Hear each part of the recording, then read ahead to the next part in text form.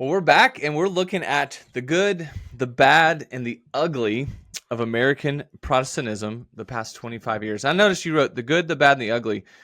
And, anytime you talk about, a team or a sports or talk about history here, you always find the good, the bad, and the ugly. Dad, you have 3 sons. What's the good, the bad, and the ugly? I love your mother.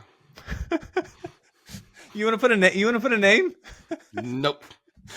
No. I'll say Sam, Martin, Jess, good. Fill in Okay. the others. Okay. No. Well, we know Art would not be the ugly one. We know that. He's Mr. GQ. He's Mr. Handsome He's Boy. always been such a good-looking guy. It would be a coin flip between me and Sam who gets the ugly. So I don't. Art either gets the good or the bad. But we at least know he's not the ugly one. So Nope, I'm not going there. And your mom does not like it when you say that Art's the good-looking one. They're all equally good-looking. yeah, but he's got that style. He's just a sharp dude. He just is. So, but hey, we are looking at the good, the bad, and the ugly of American Protestantism in the past 25 years. I hope you caught our first episode. We started with 5 reasons of successes, 5 strengths. Mm-hmm. And so this episode, we're going to flip to the other side. And we're going to go over to some failures, some weaknesses, some challenges of American Protestantism of the past 25 years. But before we jump into it, we want to thank one of our sponsors for this podcast, Cheney and Associates. They do an amazing work in the finance, bookkeeping, accounting realm of local church ministry. In fact, that's the only type of organization they work with is the local church. And so if you're looking for any type of finance needs for your church, go check out CheneyAssociates.com/church answers. Just say, hey, Siri, you can go to CheneyAssociates.com/church answers. In fact, as I said that, my phone is doing it as I said that. So make sure you do that. Go check them out. Let them know that you want to learn more and see how they can help you as a church. Doesn't matter what size, what budget. They understand stewardship matters. They understand that time matters, and they're going to help you with both. So go check them out. Well, we're looking at the I guess some of the bad and some of the ugly today. We looked at the good. Mm-hmm. We're looking at the bad, looking at the ugly. We'll look at 5 of these failures of American Protestantism of the past. And I call them abject failures because I do believe these are serious. I do believe they've hurt the kingdom. I do believe they've hurt churches. And these 5, I got to say, when I just started reading them, I felt a cringe factor. These are the things that are close to my experience, and unfortunately, at times, my heart. Yeah, I tend to say weaknesses, challenges. You're like abject failures. Abject failures. I'm just gonna say it like it is. Yes. Well, let's start off. Let's just kick in this first one here. We got 5, and they'll take all time here. Let's start with the first one. Something that the American Protestantism hasn't done well is denominational decline and denominational fragmentation. It used to be that the mainline churches that we described in the previous episode, it used to be that the mainline churches were the poster childs for decline. Now, decline is happening in evangelical churches as well.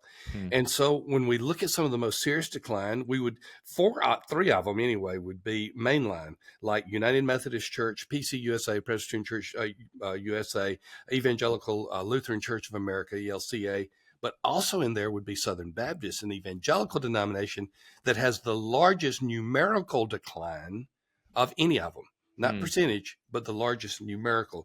And as you know, I was president of the largest institution in the SBC, and it was a challenge. It was just a challenge because there was always some kind of fight. Right. I remember talking to someone whom I respected, but was on the other side of what we call the conservative resurgence. And he said to me, Tom, okay, you guys have won the conservative resurgence, but let me tell you what's going to happen. Y'all are going to keep fighting over everything, and it's going to be smaller and smaller issues until there's just a bunch of little pieces left and it disappears. And I looked at him, I said, no. But I was thinking to myself, maybe so. So, yeah, fragmentation. I mean, gosh, yes, I'm just thinking about the Southern Baptist Convention denomination I've been a part of, all the different fights it's had. Right. And all the distractions it has been. And I can just remember the boycotts. That was my childhood. I just remember boycott after boycott. Yes. So it was always what we're against Yes. rather than what we're for. Yeah. Yes. So why is that? Why, if we put a why behind this one, I know we've been stating some more observations, and for this one, factual. You can just see the numbers. Denominations have been on decline, and they're fragmenting, they're fracturing. Why? Because when you are not doing the positive, you automatically start doing the negative. So if you don't exercise, you gain weight. If you don't date your wife, your marriage is hurt. Speaking for the men, of course. If you don't focus on the Great Commission and reaching people for Christ, you start focusing on other things. Any church that I have ever known in consulting, pastoring, or any way whatsoever that has been healthy, is because they've been reaching beyond themselves. They use their energy to reach into the harvest fields. They don't use their energy to fight over the latest whatever. Now, are some fights needed? Yeah. The truthfulness of Scripture, the exclusivity of salvation through Christ, the virgin birth. Yeah. Substitutionary atonement, that Christ died for our sins. Yeah. That's worth fighting for. But we have fought over all the minutia where there's almost no minutia left. Wow. That is something that if we're looking back, that this needs to reverse course. I mean, let's get back to the Great Commandment. Let's get back to the Great Commission. It's going to reverse course. It's just not going to reverse course in the places that are not reversing course. So this, would you say, I mean, we're looking past over the past 25 years. Is the trajectory that this isn't, in particular, looking at Protestantism, is this going to continue? It's going to continue, but it's not going to be nearly as loud because there are not nearly as many of them. Okay. But still declining, still fragmenting. Yes. Okay. Yes. These are, again, we're looking at some of the things, failures in particular over the past 25 years with Protestant churches. And the first one is that denominational decline and fragmentation. The second thing, I could think this would have a hand in the first one as well. Could be. The second thing is lack of accountability and leadership. In fact, you look at all of these, Jess, and there's probably some overlap in many of them anyway. Right. But we'll pull this one out. You think about Ravi Zacharias, Hillsong. You talk about the abuse within Southern Baptist churches. We're not even bringing up Catholicism because we're talking about Protestantism, but that would be included as well. And all of those have eroded public trust. Every one of those have made the watching world look on and say, oh, my goodness, why is that happening there? But yet what we're finding is the watching world is pretty discerning, and they know that there are churches and denominations that are like this, that have lack of accountability and leadership, but they also know that there's some healthy ones. So they haven't written us off completely. Yeah, and I think you define this one well, because the reality is, I mean, we're all sinful. We're all going to make mistakes, right? That we can't stop that. It doesn't matter. In any Protestantism, that's going to happen. There's going to be failures of leaders, unfortunately, and I hate it. Like we need to see it less and less. But you said lack of accountability in leadership.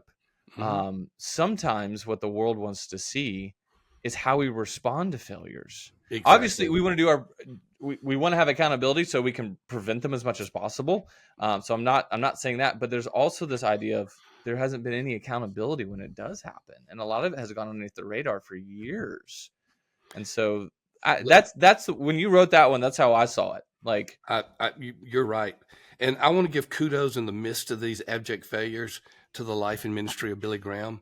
We often think of him as this great evangelist, but with his humility, he also had moral boundaries that became really standards for us. So much so that many of them are called the Billy Graham rule. The Billy Graham rule is I'm not going to be with someone of opposite gender by myself. There'll always be somewhere else. That can be tough sometimes because most places are male and females present. And it can be particularly tough on a female when there's a male dominated organization somewhere, and she may be one of a few there, but a lot of kudos to him. I could go in many directions on that. We better get to political polarization. Do we have to get to this one? We'll do it very quickly. This one is true. Our third one, we're looking at some failures of the Protestant church in America, is political polarization. This one, I get frustrated. Obviously the lack, when you see leadership and just the lack of accountability, and when sin takes hold, I mean, that is just disheartening. This one's just frustrating to me. It's frustrating because of social media. Yeah, I guess so. Yeah. So explain what you mean when you say political polarization. I just mean polarization means you're going in two opposite directions. One is, if you look at a spectrum, if you will, one is at one side of it, one is at the other. Many people will think that the MAGA movement and Trump caused political polarization. That's not true. MAGA and Trump captured what was already taking place. I saw the political polarization long before Donald Trump ever ran for president. And I'm not going to make a qualitative commentary on this one way or other, because even in that we get myself in trouble, but simply to say that that polarization was taking place, and at the time it was being more pushed by the left than the right. And so the movement that came along was more as much a reaction as it was an action. That's another story in itself, but this is really affecting churches a lot of the time. Yeah. And it's hard. So, I mean, and then again, this isn't a podcast. We can answer the question, what role does politics have in the church? But the reality is we can't be oblivious to what's happening in our culture. And sometimes there's a need to address certain issues from a biblical standpoint, Absolutely, from a church unity standpoint. But what's happened is the absolute polarization of it. You can't have a healthy discussion these days. Yeah, it really is. It's become so divided, and there's just so much hatred with it. And that's, I don't know. It's like, how do you even begin to reverse that trend? I hope it begins with the leadership. It begins with the leadership. It begins with each of us individually. Trends are going to start at the grassroots level more than some type of proclamation that we're not going to do this anymore. Yeah, and I guess a lot of churches have to be able to teach what it means to have biblical conviction and how to live that out with your brothers and sisters that may have different biblical convictions. And like I said in the previous podcast, doing more things that are outward focus for the good, for the Great Commission, a lot of these things can be done with that. We got a sponsor, and boy, you talk about them coming up with some creative ways to reach beyond the walls of the church. Everybody loves pickleball. Pickleball is coming to Upward. We've had softball and cheerleading and flag football. We've had all these other sports now, and we've had running recently. Now pickleball is coming to Upward. Listen, I have yet to hear any type of polarization of pickleball. I know there are a lot of people that love it, but there's not a lot of people that get angry about pickleball. And so listen, if you want to find a way to unify your church and reach the community, go check out upwardsports.org and go and see what they have in terms of pickleball. Upward.org. It's going to be a great way to reach the community and unify your church. Yeah, we're going to be pickle unified. Yes, go. We're going to be pickle outward and upward. There's we did a whole podcast series on church names. Do you think there's Pickleball Church? Do you think pickleballchurch.com exists out there? I think there would be some people who would come, but I'm not sure what their motive would be. Let's worship now. Okay. I'm just thinking, what a unifying way. So, and we talked about one of the strengths of the last episode of starting new churches. Maybe because of this podcast and the last podcast, pickleballchurch.com, someone's going to start it and launch it and reach people for Jesus. Who knows? There you go. Who knows? But hey, if you're looking to reach your community and unify your church, go check out upward.org/church answers. In particular, look at their brand new. This is brand new sports ministry they have in pickleball, and you just need a space. That's it. It's so easy to do. If you're just willing to open up your building, invite the community, go check it out and see the church come together over that. So that hits our third failure. Then we've gone through denominational decline, lack of accountability and leadership, political polarization. Our fourth failure of the Protestant church in America is shallow discipleship and biblical illiteracy. Because one of the strengths we had last time was there was biblical literacy, and that was a strength. But there's also this weakness of shallow discipleship and biblical illiteracy. Protestantism entered, especially in the last 50 years, going back double the time we're looking at, really brought back strong discipleship into the local church and parachurch organizations. However, it has been waning. and it's been waning as we get closer and closer to the present, where making disciples, true disciples, and teaching people the word has faded. Now we're beginning to see a counter movement to that. These things are all movements, and we're beginning to see a counter movement to that. You know, one of my favorite discipleship ministries is Rooted. And Rooted is doing an incredible job of deepening the walk of Christians. It was an organic discipleship material that came from a non-U.S. origin to the U.S. and now it's in the hands of Mariners Church, and which is disseminating it all over the place. So I'm hopeful here, Jess. I am. I have seen the biblical illiteracy at its peak, from my perspective, of the last half century when I was a pastor. There's not necessarily a correlation, but I can tell you when I was a pastor, many of my active church members did not know the difference between the Old Testament book and the New Testament book. I don't know. I mean, I'm still reaching people, and I mean, some of these are people who come to Christ for the first time, but there's also people who've been going to church that still don't know that. So I don't know how much of that has changed. I will. It does seem like, I do think there's, back to, our previous episode, we did talk about biblical literacy and theological training. The resources have increased, but it is more about getting that into the hands of the individuals. And so I think through that, like, there's a bit of shallowness there. But I think in particular, those who are coming to church now, that's what they're hungry for. I know at my church, like I feel like I'll go in a sermon, I'll go really deep, and I'll hear like, I want more of that. Like, give me more of that. And I'm just like, okay, like maybe there was just this idea, like I don't know, maybe it has to do with the tractional model. There's lots of reasons why we could see this, but I do believe that we're seeing an increase in discipleship. I feel like as a kid too, I mean, there's the Awanas, there's Bible drills. I don't hear much about that anymore. Awanas is pretty strong still. Okay. I don't hear much about Bible drills. Awana is doing very well. Okay. I keep up with that through Sam's friend Jenny, who's one of the leaders at Awana, and get a lot of good information on that. Okay. This is something that I think a church needs to address. Go pick up our tool called Know Your Beliefs. Just do a quick survey of as many people in your congregation active that will take the survey, and it's anonymous, and find out overall, what does your church really believe. It's a quick survey. You've done it, haven't you? Yeah. It was eye-opepening with a few things. And really encouraging for most, but eye-opening for a few things. But yeah, so that idea of helping understand what your church believes and what they don't believe and how you can teach them is really important. So, our last and our fifth failure of American Protestantism is the prosperity gospel and celebrity culture, which can tie into a little bit what we're talking about with shallow discipleship. So you've over the past 25 years, you see this rise in prosperity gospel, this rise in celebrity culture. Is that fair?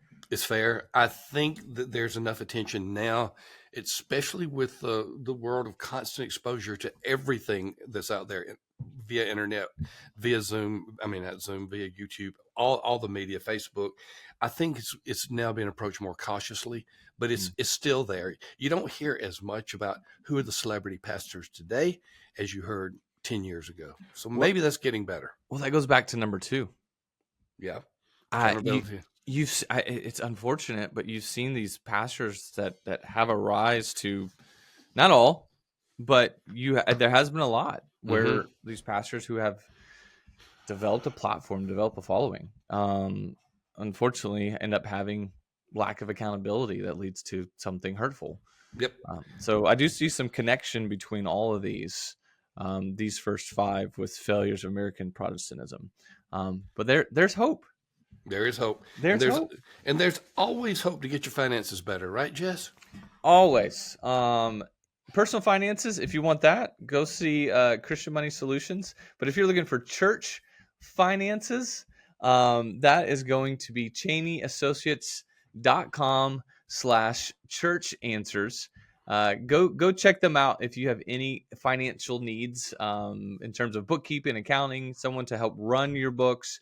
Go check them out. They have an amazing system that they can use to work with your church. They just need someone on the ground, one key volunteer, and they can do the rest. And so if you have a bookkeeper who's going to be retiring soon, and you need to replace them, go check out ChaneyAssociates.com/church answers. They understand that time is money. They understand time is precious. They understand stewardship matters. And so they want to help you with both of those. They want to help take something off your plate so you can lead your church. Go check out ChaneyAssociates.com. Well, we've volleyed from one side to the other. We've gone in our first episode, successes. We've seen strengths of American Protestantism. Now we spent some time talking about some of the failures. Now we're going to go back to the other side. And our third part of this kind of like pickleball, going back and forth, like volleying back and forth. Pickleball. That's it. This is the Pickleball Podcast. Pickleballchurch.com. I'm going to check it out to see if that domain exists. I was going to do that too. So if you get it, let me know. and so we're going to see. So come back to our third episode of this, and we'll tell you if pickleballchurch.com exists, and we'll tell you if one of us grabbed that domain or not. So we look forward to catch you on the next episode. We'll see you then. I'm checking.